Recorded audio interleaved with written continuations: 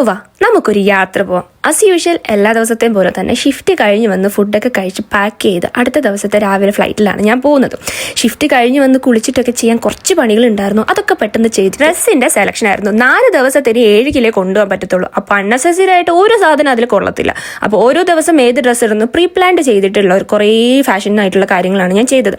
എന്തൊക്കെയോ അവസാനം എങ്ങനെയൊക്കെയോ തട്ടിക്കൂട്ടി ശരി അവസാനം നല്ല അടിപൊളി കുളിയും കഴിഞ്ഞ് കുറച്ച് സ്കിൻ കെയറിലേക്ക് നടക്കാമെന്ന് വിചാരിച്ചു. പിന്നെ ഇതേ നോർമൽ ബാഗാണ് കൊണ്ടുപോകുന്നത്, കാരണം 7 കിലോയിൽ കൊണ്ടുപോകാൻ പറ്റുള്ളൂ.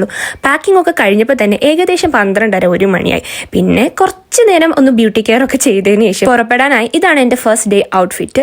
ഫ്ലൈറ്റിലും പിന്നെ അവിടെ ചെന്നിട്ട് ഫസ്റ്റ് ഡേ കറങ്ങാനുള്ള ഔട്ട്ഫിറ്റ് ഇതാണ്. അലക്സേനാണ് എന്നെ കൊണ്ടാക്കുന്നത്. London Gatwick എയർപോർട്ടിലാണ്. എന്നെ ടാറ്റയൊക്കെ പറഞ്ഞ് അലക്സേട്ട് എന്താ പോവുകയാണ്.